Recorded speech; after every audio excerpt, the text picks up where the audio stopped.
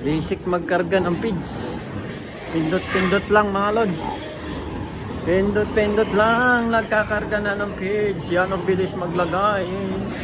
So yan mga lods. Pindot-pindot lang, nagkakarga na ng feeds. So 3 kilos, 3.5 kilo, 4 kilo maximum. Yun.